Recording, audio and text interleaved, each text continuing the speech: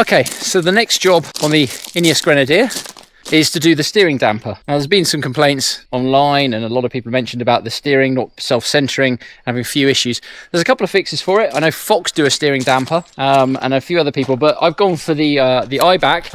As you can see here, it's a fantastic device. It's not expensive. This was about £180. It does everything you need it to do. It's pre-pressurized. You can adjust the nitrogen pressures in it a little bit. It just fits in all the same hardware that's already under the vehicle. So it should be a simple, easy fix to do. The main thing about that then is that hopefully with the improved steering damper on the vehicle, the steering will be more responsive and less wafty at high speeds on the motorway. And also the other thing I've done is I've taken the bump stops out for where the steering will actually stop to increase my turn radius. Now I'm using the standard wheels that came with this vehicle. I've got the sort of the BF Goodrich all-terrain tyres, and as you can see there is loads of space in there in the wheel arch for anything to go on. There isn't an issue with these tyres with removing the bump stop. So what I have done is I've taken the bump stops out. Well, the nut that was screwed out quite a long way. I've taken the nut out. I've then put two washers in behind it and screwed it all the way in. So there's a little bit of gap in there still. So there's no fouling of the tyre on the frame at all, and it seems to work really well. So that's the first job. Second job is installing the steering damper. So let's go under the vehicle and show what it looks like. Now the beauty of this vehicle is you can actually get underneath it without having to get it onto a ramp or anything. So it makes things working on it really easy. As you can see, this end here, this is the one of the nuts which I've already loosened off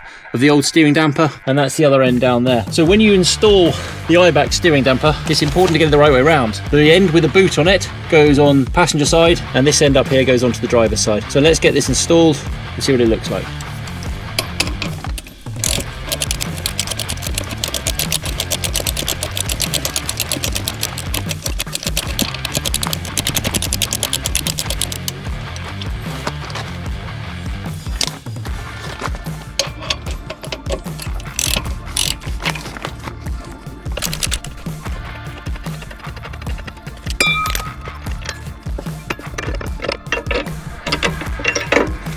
As you can see here, two steering dampers.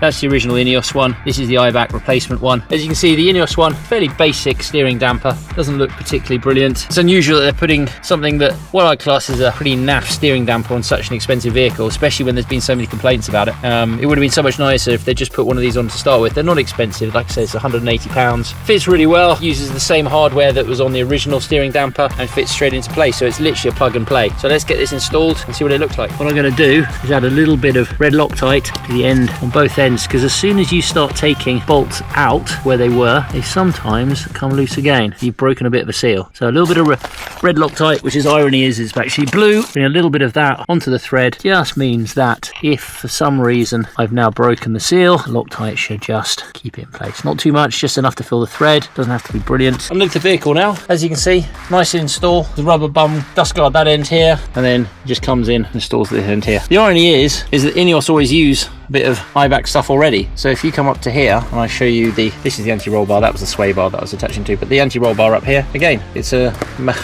Eibach piece made in Germany for Ineos. That's great. So there's Eibach stuff in already, so this really fits in. And I think from what I've read online and a lot of people's impressions of it, they're really pleased with this, and it improves the steering a lot. So let's see. And for not a lot of money, it should hopefully be a nice, easy fit. So let's take it for a test drive and find out. One last thing to do before we go any further is to leave a little paint mark. My son has these paint pens, which are fantastic. They draw on metal and rocks and all sorts of stuff. Today we're going with bright pink. We're just going to mark the bolts so we know where we've tightened them up and if there's any movement. Let's do one on here, do one on the back side, just here, and then we'll do one down the far end as well. And then hopefully I can do a quick inspection on the vehicle at any time and make sure that nothing's moved. Also, while we're here, I'll show you the bump stops. This part up here, cast part into the rear, into the front differential, and this is the stop here. Now when the tyre on the wheel is on full turn, this part here hits against there, and that stops the wheel going any further. However, when these come out of the factory, these are screwed all the way out and they have a massive nut on them as well. So as you can see here, what I've done is I've just changed it to the original bolt, just with a couple of washers in there, and that increases the turn angle by quite a bit. It reduces the turn radius a huge amount, so you can get through much tighter turns. I've tested it out, there's no fouling, so the tyre here isn't rubbing on anything inside the chassis or inside any of the steering mechanism, but it's a very simple fix to do, and it will give you an extra turn radius. Okay. Ooh. Okay. Let's go for a little test drive, okay? This is our first drive with the new Eibach steering damper installed, and let's see how it looks. First impressions, not a huge difference. I'd say that it feels, yeah, definitely a lot more stable, less wandering around. Quite a bit of work needed to keep the vehicle in a straight line before, whereas now, just going along the road, it's fingers and thumbs. Look at that, straight line. No wafting around at all. That is a huge difference. That's massive. What a difference.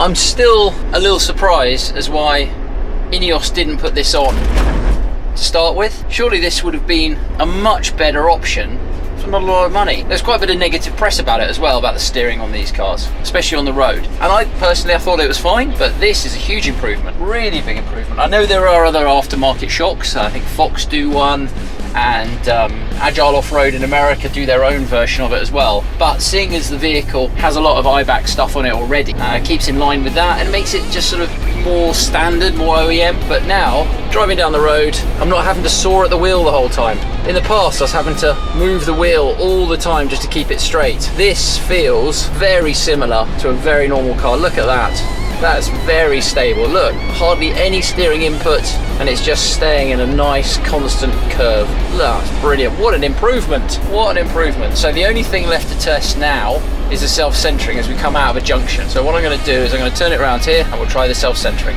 So I've got it to a 90-degree junction. I'm going to turn out, quite a bit of steering lock on, and then I'm going to let it go and see what happens. So here we go. Coming out of the junction, coming over to the road. So a little bit of overcorrection needed, but not as bad as it was. So much better. That's a huge improvement. And as you can see, driving down the road now, it really is very simple. It's nice, even steering.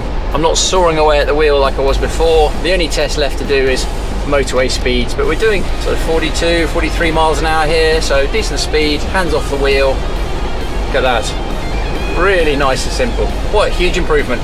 As the review goes, for the Eibach steering damper for the Ineos Grenadier, all variants from 2023 right up to 2026, this works on all of them, very quick and easy to do. Just take the hardware out of the old one, put the new one in, 10-minute job, absolutely transforms the vehicle. Very impressed.